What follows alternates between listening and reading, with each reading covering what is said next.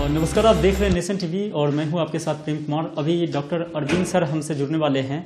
Omicron को लेके पूरे देश और दुनिया में एक बार फिर से लोग भयभीत हो गई हैं। क्या कुछ माहौल है इसके बारे में कहा जा रहा है। हालांकि कुछ लोग मान के चल रहे हैं कि ये उतना खतरनाक नहीं है, लेकिन बिहार में भी केसेज आए हैं और भारत में भी लगातार जो है इसका मरीजों का संख्या बढ़ता हुआ जा रहा है। तमाम मुद्दे हैं, सर से जानने की कोशिश करेंगे कि ओमिक्रॉन से लोगों को कितना जो है सतर्क रहना चाहिए और आखिर ये है क्या।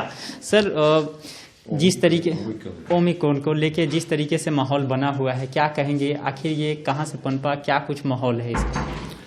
ये अभी हम लोग भी जो देख रहे हैं न्यूज़ में, चूंकि यह नया वेरिएंट है, कोरोना का दहशत समाप्त होने के बाद ये एक नया वेरिएंट अभी डेवलप किया है, पूरे वर्ल्ड में धीरे धीरे फैलते जा रहा है। इंडिया में अभी शुरुआत हुआ है इसका, और यह ज़्यादातर विदेश से जो आ रहे हैं, जो यात्री, वही लोग ला रहे हैं जो यहाँ पर एक दूसरे से फैल रहा है।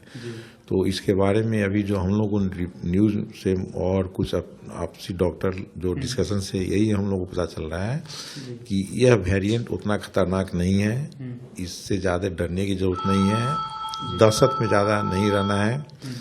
ओमिक्रॉन साउथ अफ्रीका, कुछ और विदेश से जो आ रहे हैं यात्री लोग, उन्हीं के मार्फत, उन्हीं के थ्रू यहाँ पर फैला है। हर आदमी का अलग अलग वेरी करता है। यही कारण है जिसके वजह से पिछले कोरोना में बहुत सारे पेशेंट जिनकी बॉडी इम्यूनिटी कम थी, वह कॉम्प्लिकेशन के शिकार हुए कोरोना के, और वह बच नहीं पाए। जिनका बॉडी इम्यूनिटी, प्रतिरोधक क्षमता जिनका ज़्यादा था, उनको भी इन्फेक्शन हुआ, और वह ज़्यादा जो उसका जो पैरामीटर था इन्फेक्शन का, जो चेंजेस आता है जो एक्सरे और सीटी स्कैन में, ज़्यादा स्कोरिंग होते हुए भी बहुत सा पेशेंट बच के निकल गए, चूँकि उनका बॉडी इम्यूनिटी ज़्यादा था। ये ओमिक्रॉन की बात है। ओमिक्रॉन ऐसे बहुत ज़्यादा लीथल कहते हैं, घातक, यह ज़्यादा घातक वेरिएंट नहीं है। बॉडी इम्यूनिटी अगर कम भी किसी का है तो वह इसमें से सर्वाइव करेगा, सुरक्षित रहेगा। या बॉडी इम्यूनिटी, ऐसे इम्यूनिटी के बारे में जो बढ़ता कैसे, इसका यही है जैसे हम लोग अभी इसका ये लिए इम्यूनाइज्ड हुए लोग, सब लोग टीका लिए, तो वह एक बहुत कम इनएक्टिव वायरस होता है जो बॉडी में जाता है, और वह बॉडी इम्यूनिटी को बढ़ाता है। जी, बहुत बहुत शुक्रिया सर। तो अरविंद सर का ये स्पष्ट मानना है, हाजीपुर के जाने माने चिकित्सक हैं, इनका ये स्पष्ट मानना है कि ओमिक्रॉन से उतना डरने की आवश्यकता नहीं है, लेकिन जो जिस तरीके से वेरिएंट आ रहे हैं उस पर सतर्कता जो है जरूरी है। क्या कुछ है, ये कितना प्रभाव करेगा आने वाले दिनों में।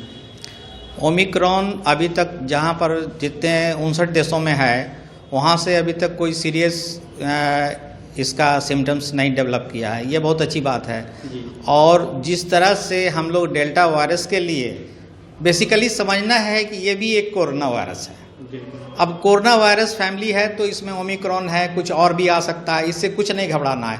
हम लोग को हर समय ये ध्यान देना है कि जो हम लोग सोशल डिस्टेंसिंग और जो भी अपना इम्यूनाइजेशन, ये बहुत ज़रूरी है। हम लोग में जितना ज़्यादा इम्यूनाइजेशन करेंगे उतना जल्दी कोहर्ट इम्यूनिटी डेवलप करेगी, और कुछ न कुछ पार्शियल से लेकर कंप्लीट तक इससे बचाव आ सकता है।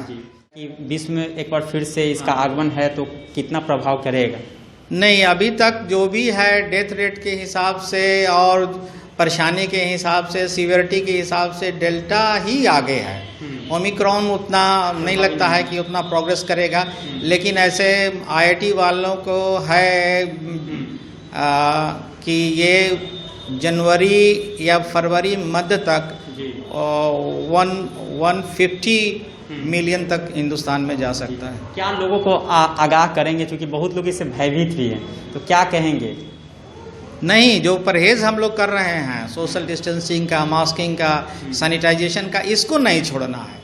जब वायरस अपना रूप नहीं छोड़ता है तो हम लोग अपना परहेज कैसे छोड़ सकते हैं। हम उससे बहुत ज़्यादा डेवलप है, हम लोग को तो ज़्यादा और केयर करना। नेशन टीवी से जुड़ने के लिए डॉक्टर इंद्रमणि सिंह थे। इनका स्पष्ट मानना है कि जिस तरीके से ओमिक्रॉन का इन दिनों नाम आ रहा है पूरे देश में, तो उतना ज़्यादा डरने की आवश्यकता नहीं है, लेकिन लोगों को अपने स्तर से इंतजाम भी करके रखना चाहिए।